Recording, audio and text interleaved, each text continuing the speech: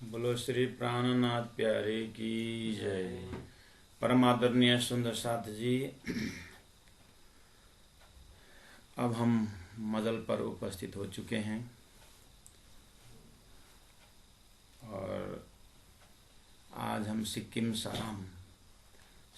के सदाम स्थान में हैं और यहाँ कल से ही बस्ती नहीं है। बत्ती न होने से लैपटॉप में 51% है और हॉटस्पॉट मोबाइल में भी बहुत कम है। इसलिए प्यारे सुंदर साथ जी, आज ज़्यादा समय नहीं हो पाएगा, टेक्निकल प्रॉब्लम आया है। अब जितना हो सके हम करेंगे। उसके पश्चात सुंदर साथ जी में से मैंने आग्रह किया हूँ राजरसिक महाराज जी को कि आप थोड़ा चौपाई को कंटिन्यू करेंगे।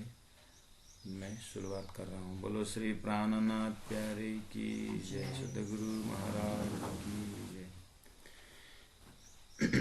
इलम पहुँचा होए तुमको हमारा बेशक, तो संदेश तुम्हारे इत के क्यों ना पहुँचे बक्का में हक, क्यों ना पहुँचे बक्का में हक। बोलो श्री प्राणनाथ प्यारे की। परमादरणीय सुंदर साथ जी, खिलवत ग्रंथ प्रकरण 15 चौपाई नंबर 56। इलम पहुँचा होए तुमको। श्री राजी महाराज स्वरूप महामती प्राणनाथ जी बता रहे हैं कि मेरा इलम आपके पास पहुंचा या नहीं पहुंचा, उसका संकेत क्या हो सकता है। अर्थात राजी की वाणी हमारे हृदय तक पहुंचा या न पहुंचा,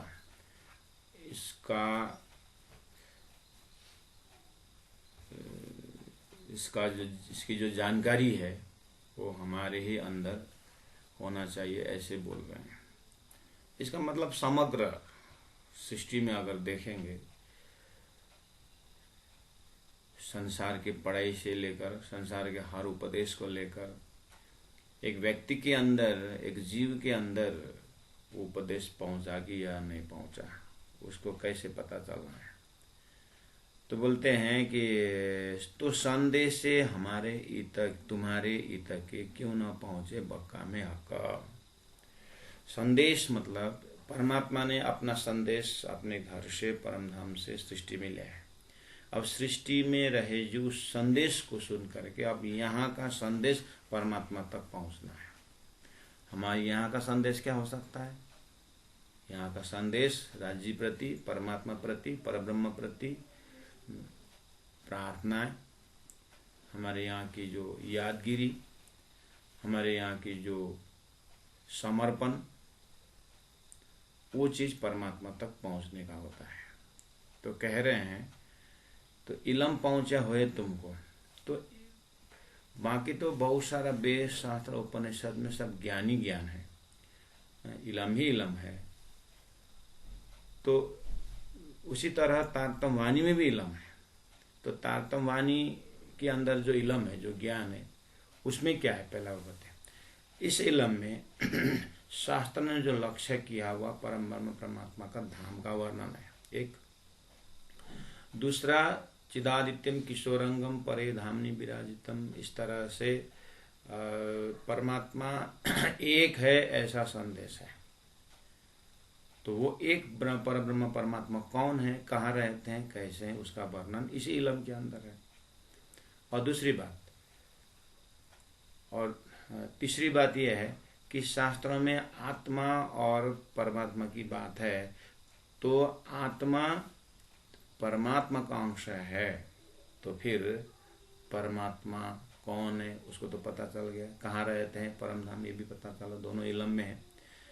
अब ये परमात्मा के साथ आत्मा का क्या संबंध है, वो अद्वैत संबंध का ज्ञान भी इसी इलम में है। और संसार एक स्वप्न है बोले हैं, तो ये ज्ञान में किसका स्वप्न है, उसका आंसर है ये अक्षर का स्वप्न है। तो अक्षर कौन है? अक्षर अक्षरातीत के सत अंश का अनेकों कला में एक कला है। ये ज्ञान भी इसी इलम के अंदर है। तो ये संसार कहाँ से कैसे देख रहे हैं? तो ये संसार जागृत में बैठे हुए स्वप्न की भांति देख रहे हैं। इसका ज्ञान भी इसी में है। तो इसका मतलब इस इलम के अंदर परमात्मा के पास ही ये आत्माएं हैं। परमात्मा का पास ही आत्मा है।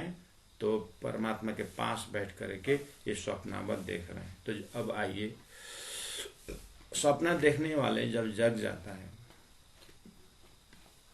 स्वप्न देखने वाला जब जग जाता है तो कहाँ कहाँ जगता है? जहाँ सोया है वहां जगता है। तो इलम पहुंचा होए तुम, अगर इस कॉन्सेप्ट को हे आत्मा तुमने सही अर्थ में समझा है तो तुम तो परमात्मा के पास ही हो। तो तुम तो परमात्मा के पास ही हो ना। तो परमात्मा के पास ही है। तो जगने के बाद जब बातें करते हैं, जगने के बाद जब बात करते हैं तो आमने सामने तो हो गए, तो संदेशा पहुंचा। इस अर्थ में बोल रहे हैं, इलम पहुंचा हुए तुमको हमारा बेशक, तो संदेशे तुम्हारे इत के। इसे खेल भव सागर से तुमने सही अर्थ में ये स्वप्नावत करके समझ गए, तब तो फिर तुम जागृत की बात करोगे। क्यों न पहुंचे बक्का में हक, हक्का के बक्का में, हक के धाम में क्यों नहीं पहुंचोगे? पहुंच जाओगे, अर्थात तुम्हारा संदेश पहुंचेगा। इस तरह से 56 नंबर चौपाई में धन्य इस तरह से कहा। अब आइए उसी का थोड़ा डिटेल बोल रहे हैं कि इलम पहुंचा हुए तुमको। मैंने तो बोल दिया इलम में क्या क्या है ना। इस इलम में क्या क्या है तो उसको हमने देखा। अब इसी की थोड़ा सा व्याख्या 57 में देखिए। कौन ठौरा छिपाए तुमको, इसका आंसर है इलम में। तारतम ज्ञान में ये बताया है कि कौन ठौरा छिपाए तुमको, कहाँ तुम परमात्मा ने तुम्हें कहाँ रख कर, कहाँ छिपा कर खेल दिखा रहे हैं। रंग मूल मिलाओ अपने परम धाम में, और अपने मेहर के तले छिपा कर, अपनी कृपा के तले छिपा कर रखे। अच्छा तुम तो फिर वही हम, हाँ वही बोला तो हो कहाँ से? सपना में कोई आदमी बोलता है तो सपना में माँ चिल्लाता है, सपना में कुछ भी चिल्लाता है, कहाँ से बोलता है? आवाज सपने में आ रही है, लेकिन उसका अंकुर कहाँ है? जागृत में। तो ये सारा तारतम्य कहाँ से बोल रहे हैं? राज्य के हुक्म से, परम धाम से ही बोल रहे हैं। तो बोला तो हो कहाँ से? परम धाम से। कौन तरफ हो अरस के, परम धाम के किस तरफ हो? 25 पक्ष परम धाम में कहाँ हो? रंगमल के प्रथम भूमि में मूल मिला कर बैठा हुआ। कौन तरफ हो अरस,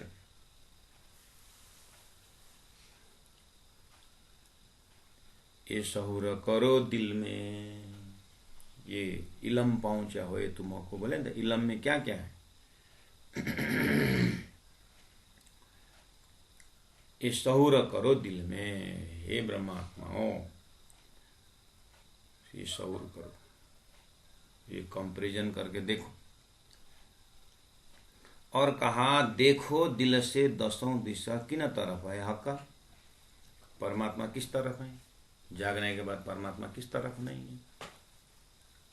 जब हम सपना से जग जाते हैं तो घर में कमरा उमरा किस तरफ रहता है?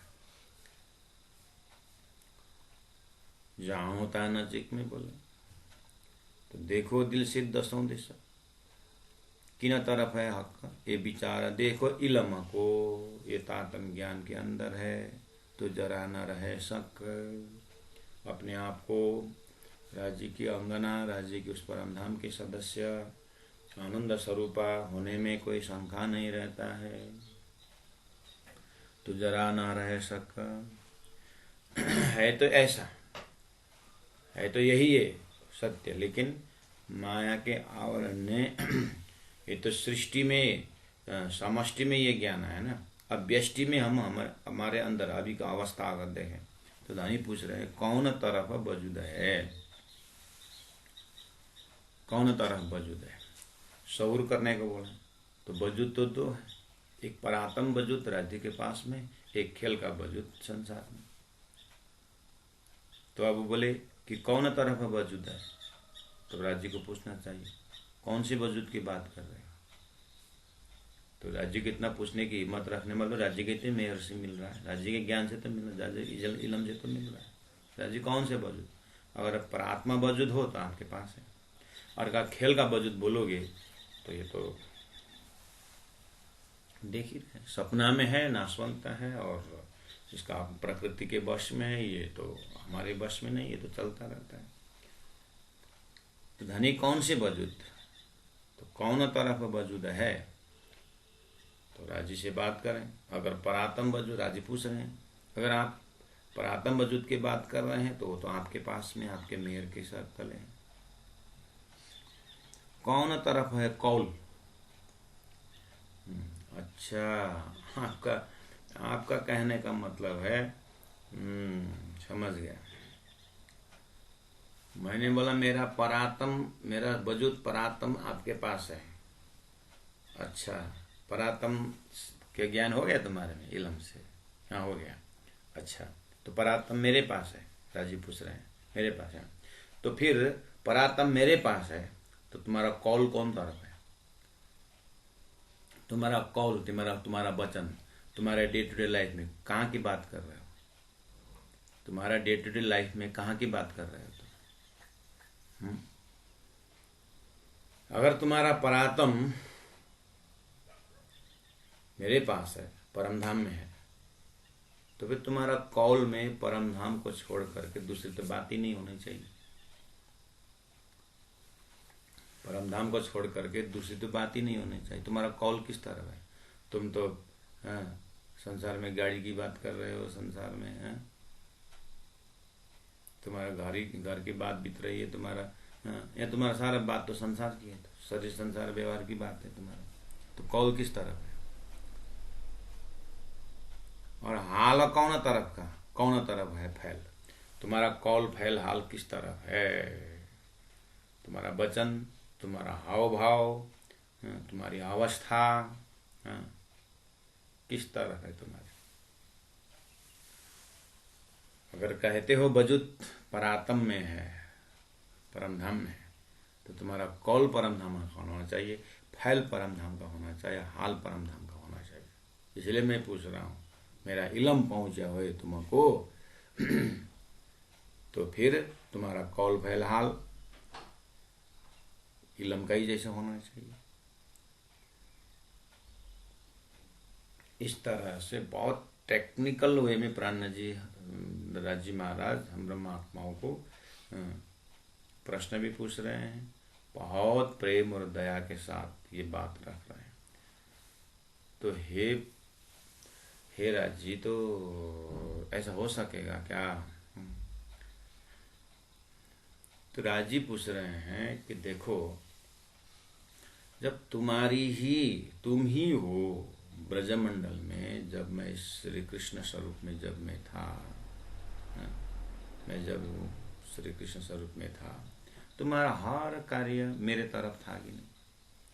तुम बर्तन भी साफ करते थे, गोबर भी उठाते, जो भी तो कृष्ण कृष्ण कृष्ण ही करके करते थे। तो एक ही वंश में तुम रास में पहुंचे, तो विज्ञान की बंसी बज रही है, तो तुम सभी कर्म को परमधाम तरफ करके क्यों नहीं कर सकते? हुआ तो उतना ही तो करना है। तो प्यारे सुंदर शाह जी, अब इसको सिंपल बनाते हुए हम अपने लेवल से थोड़ा सा, कि जब बोल रहे हैं कि कौन तरफ वजूद है, तो अगर हमने परातम वजूद, अगर हमने उस कॉन्सेप्ट से ले लिए, तो कौन तरफ है कौल बोलते ही अब हमारा कौल जो वचन है, जो तारतम्य वचन, अर्थात परम शिव पूजा में देखिए परम धाम की बातें हैं, और व्यवहार में हमको क्या सिखाया है? जो भी कर्म करो परमात्मा के तरफ होकर के करो, परमात्मा के नाम पे करो। जब तक शरीर है जब तक ये शरीर है तो शरीर में जो जरूरत है, शरीर का जरूरत का चीज ले लो, आवश्यकता परमात्मा पूरा करेंगे, लेकिन इच्छा तो आपने बनाया हुआ है। इसलिए उसमें उस इच्छाओं को, संसार इच्छाओं को बस में रखो और परमात्मा की जो इच्छा है, परमात्मा का काम वाले, उसको बढ़ावा दे दो। तो होश में हमको बहुत कुछ हमारे पास ज्ञान है, जो भी हम कर्म करें। इसीलिए हमारे लिए धनी ने वितक रख दी। सदगुरु देवचंद्र जी महाराज को जीवन में देखिए, उनका कौल फैल हाल देखिए, बंदेज की अति उत्तम पर घर की निध कई सकार। बंदेज मतलब व्यवहार, जो व्यवहार है बहुत उत्तम ढंग से किए, लेकिन अंततः गत्वा लक्ष्य परम धाम को रखते हुए किए। महामती प्राणनाथ जी स्वयं कलाजी के पास कर्म कर रहे थे 2 साल, इतना विरह अग्नि में, लेकिन उनका कार्य बाद में पता चला कि उन्होंने जब चाहे जब अपने मर्जी से उसको छोड़ करके धर्म के काम पर मुझे निकलना है, वहां भी तो करके दिखाए। और छत्रसाल महाराज राजपाट सारा संभाले। तो इन मोमिनों ने जो जिस तरह से कार्य किया है, क्योंकि सुंदर साथ जी कौन तरफ वजूद है बोलने पर, हाँ, दिव्य परम धाम का वजूद भी हमें देख रहा है, खेल का वजूद भी देख रहा है। तो क्या ऐसा हुआ करके अब शरीर को छोड़ करके, जैसे गीता कहती है कि वासाम से जीर्णानि यथा वया विहाय, ये शरीर को छोड़ दें और परात्म शरीर में उड़ जाए। अपने हाथ में तो नहीं। तो जानने समझने के बाद रहना तो इसी संसार में, व्यवहार तो यही है। अब व्यवहार के अंदर बैठ करके तब धनी ने कहा जल में नहाइए कोरे रहिए, ये भी तो बताए। इसलिए महाकारण का चौपाइयाँ क्यों ना हो, महाकारण का थीम क्यों ना हो, लेकिन रास किताब में जीने का ज्ञान है, प्रकाश किताब में है, कलश किताब में है, वहां से उठा कर ले करके महाकारण बता रहे हैं। इसीलिए महाकारण गए उधर ही रुके नहीं, फिर आना पड़ेगा कि कहाँ से धनी ने जीने का सिखाया है। क्योंकि जीवन अंतिम में खेल देखने आए हैं तो उसको पूरी तरह देखना होगा, लेकिन जल में नहाइए कोरे रहिए के हिसाब से साक्षी भाव से जीना होगा। तो उन मोमिनों ने किस तरह से जिए, पूरा जीवन जिए, लेकिन अपने कर्म, अपने धर्म, अपना सोच सब आत्म उद्धार के लिए किए। तब जा करके सदगुरु की लीला हम कहते हैं, प्राणनाथ जी की लीला हम कहते हैं, व्यवहार नहीं कहते हैं। तो इस व्यवहार को, इस कार्य को सेवा बनाए और अपने दिनचर्या को लीला बनाए। तो गुरु जी मंगलदास जी, गुरु जी क्या यह लीला पूरा करके चले गए, ऐसे बोलते यह लीला। इन महापुरुषों को लीला क्यों हुई? क्योंकि उन्होंने जो भी किए शरीर से, मन से, बुद्धि से, हर प्रकार से जगी हुई आत्माओं का सब परात्मा परक हुआ, परमधाम परक हुआ। इस तरह से कौन तरफ वजूद है, कौन तरफ है कौल हाल, कौन तरफ है फैल। तो ऐसा क्यों बोलना पड़ा प्राणनाथ जी को? क्योंकि हम कॉन्सेप्ट के आधार पर तो हम परमधाम के हैं, परमधाम से आए हैं, परमधाम जाना है। हमारा परात्म शरीर परमधाम में बैठ करके खेल को देख रहे हैं। कॉन्सेप्ट तो बोलते हैं, लेकिन कौल तो कॉन्सेप्ट तो बोलते हैं, लेकिन कौल भी परमधाम तक नहीं होता है, और हाल भी, सोच भी, विचार भी, भाव भी और परमधाम परक नहीं होता है, और आचरण भी परमधाम परक नहीं, ना खान पान परमधाम परक होता है, ना सोच परमधाम परक होता है। इसीलिए पूछना पड़ा, खाली बड़ी बड़ी बात मुख से मत कहो, तुम्हारा आचरण को देखो। अब इसी में ब्रह्म सृष्टि को लक्षण जो धनी ने बताया है उसको देखना पड़ेगा। इसी तरह के लक्षण जो बताया गीता में उसको देखना पड़ेगा। भक्तों को लक्षण जो, इसी तरह सहूर करने को बोला। सहूर शब्द क्यों बोला? ये सहूर करो दिल में करके बोला।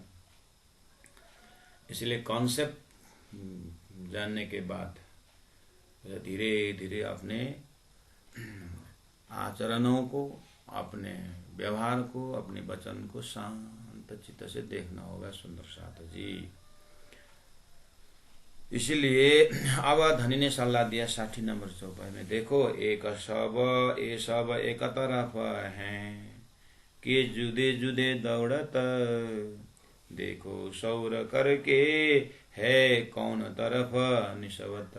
बहुत प्रेम और भी अंदर में बहुत करुणा लेकर के शिवराज जी महाराज बता रहे हैं, बहुत भाव से बता रहे हैं कि इसीलिए मैं पूछ रहा हूँ कौन तरफ वजूद है। बोले तो परातम की वजूद बोलते तो राज्य के पास है, तब तो फिर ये सब एक तरफ है। तो परातम के कान, अब गुरुजी मंगलदास जी की सूक्ति याद करिए। धनी ने गुरुजी ने कहा है, गुरुजी ने कहा है कि इस कान से परातम का कान जगाओ, इस आंख से परातम के आंख जगाओ, है ना। अब देखिए तो ये सब एक तरफ है, ये कान से परातम का कान जगाने का मतलब है परातम में, परातम के कान में क्या है, सारा संसार का चरपति, किसी का निंदा किसी का व्यक्त तो नहीं है परातम के कान में। इसका मतलब इस कान से भी अपनी प्रशंसा और दूसरों की निंदा नहीं सुनना चाहिए। तो परम धाम के कान से टैली हो गया, तो क्या सुनना चाहिए। इसलिए धनी ने दातम बानी लिया है, अपनी बात सुनो कि रास में कैसे रहे, मैं अपनी बात सुनो कि ब्रज में कैसे रहे, अपनी बात सुनो कि सदगुरु महाराज के जमाने में कैसे रहे, अपनी बात सुनो कि प्राण जी के जमाने में क्या, अपनी बात सुनो कि परातम के अष्टप्रहर लीला में क्या है। तो कान जाएगी। अब संसार में शरीर काम करता रहेगा, शरीर काम कर रहा है, फिर भी शरीर का काम भी अगर भोजन बनाने वाले राज्य के लिए भोजन बना रहा है, और थोड़ा संसार का कर्म के बाद में निवृत्ति होकर के भी तो हमारे पास समय है। सुबह शाम सेवा पूजा के माध्यम से, ध्यान के माध्यम से, चिंतन के माध्यम से, परातम के माध्यम से किस में रुचि आती है, अपने किस में पकड़ जाता है, आखिर है ऐसा राज्य के लीला की।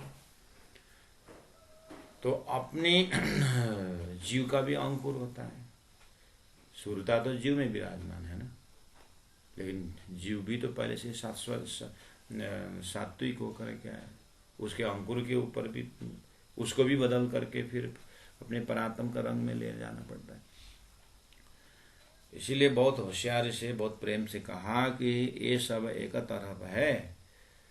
कान से भी राज्य की वाणी सुन रहे हैं, आंख से भी राज्य का स्वरूप देख रहे हैं। ऐसा है कि जुदे जुदे दौड़ता हो, कान एक तरफ, आंख एक तरफ, कर्म इंद्रिय एक तरफ, ज्ञान इंद्रिय एक तरफ, अंतस्करण एक तरफ, ऐसा तितर भी तर नहीं हुआ है।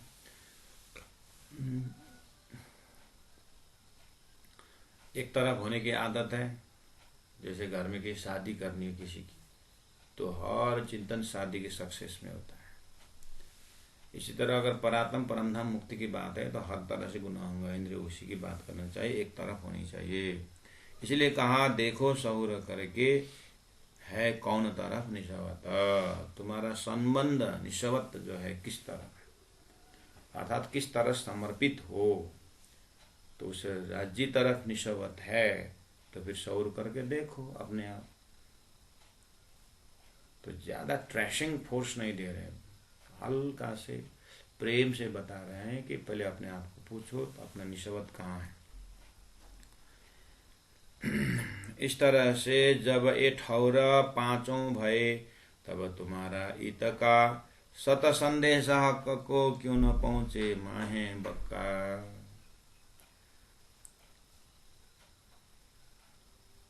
सपन नंबर 61। जब एक ठौर पांचों भय, सुंदर सा जी इतने में आपको पांचों में हिसाब लगाए, पांच तो क्या है, 5 ज्ञानेंद्रिय है, 5 कर्म इंद्रिय है, 5 तत्व है, 5 का 5 25 प्रकृति को भी 5 ही कहते हैं।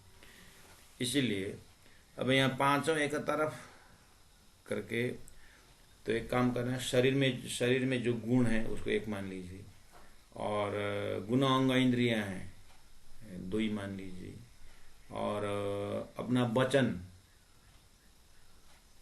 बोली वचन शील संतोष स्वभाव, इसको एक मान लीजिए। उसके बाद फिर भाव, सब होने के बाद भाव एक तरफ होना चाहिए, उसको रखिए। फिर कर्म रखिए, कर्म भी उसी तरह। इस तरह से 5 को आप समग्र में ले सकते हैं। नहीं तो 5 ज्ञानेंद्रिय, 5 कर्म इंद्रिय, 5 तत्व के शरीर, ये 25 प्रकृति, हर चीज परमात्मा की तरफ हो। तो कहा ये सब जब एक ठौर पांचों भये, अर्थात ये सभी एक तरफ कि राज्य राज्य पीऊ पीऊ तरफ हो, तो फिर सेवा कार्य भी उधर रहेगा, अपना शरीर के लिए रखे और जो भी है वो भी परमात्मा के लिए रखे। तो तब तुम्हारा इत का सत संदेश हक को क्यों न पहुंचे माहे बका।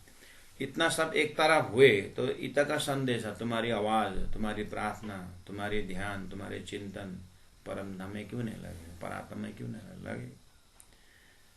इतना तो बोल दिया रानी ने, ठीक है। देखिए ये चीज चौपाई में अभी आ रही है। ये बोले ना, जब एक ठौर पांचों भय तब तुम्हारा इत का सत संदेश हक को क्यों न पहुंचे माहे बका करके खिलावत ग्रंथ में अभी आप यहाँ पढ़ रहे हैं।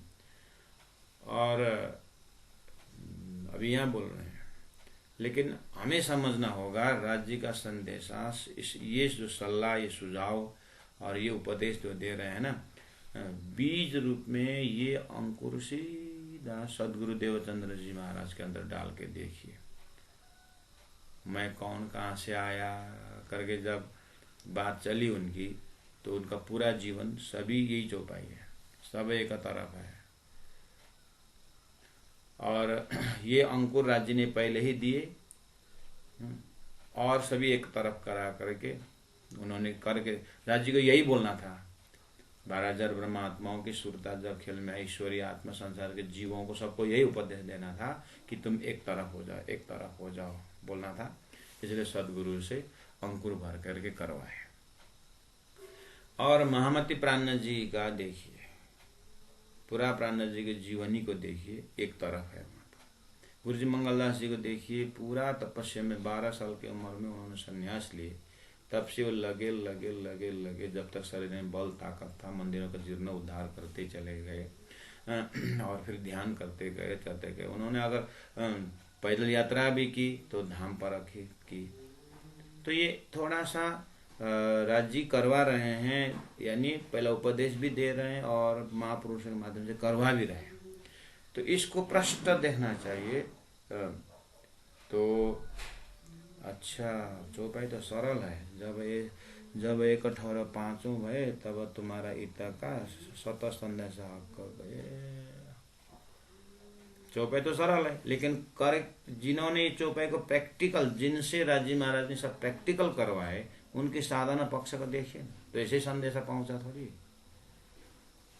इसलिए चौपाई तो सरल है समझने में, लेकिन अब इसको कौल में ले आए तो, इसको फाइल में ले आए तो अपने आप को घटा के, अच्छा it is long long way to go, बहुत बहुत दूर की बात है। तब तो क्या हाथ खड़ा करें, ऊपर करें? ऐसा नहीं। राज्य ने हमें 5 लीटर का जर्किन दिए हैं, तो जर्किन का पानी सागर ही। 10 लीटर का जर्किन है तो सागर ही। राज्य हमारे से क्या कितना करवाना चाहते उसी तरह हिम्मत दे, लेकिन 1 बूंद हो तो भी सागर का ही अंश है, 5 लीटर तो भी सागर का अंकुर है। इसलिए अब हमारे पास जो जितने साधन है, राज्य को लेकर के राज्य परक बनाए, अपने कर्म जितना है राज्य परक बनाए, अपना सोच जो है राज्य परक। ये तो मेटेरियल तो ये संसार का है ना। इसीलिए प्राणनाथ जी, इसीलिए सुंदर साधक जी, मैं यही 60 चौपाई में 61 चौपाई में मैं चौपाई दोहरा रहा हूँ। मैंने पहले कहा आज मैं सदाम में हूँ और यहाँ बत्ती कल से न होने से बैटरी बिल्कुल डिस्चार्ज हो चुका है, अब बस थोड़ा ही बचा हुआ है, मैं सेव कर रहा हूँ और सुंदर साथ जी को चौपाई दोहरा रहा हूँ। जब एक ठौर पांचों भये, जब एक ठौर पांचों भये, तब तुम्हारा इत का सत संदेशा हक को क्यों न पहुंचे माहे बका, क्यों न पहुंचे माहे बका। बोलो श्री प्राणनाथ प्यारे की जय, सतगुरु महाराज की।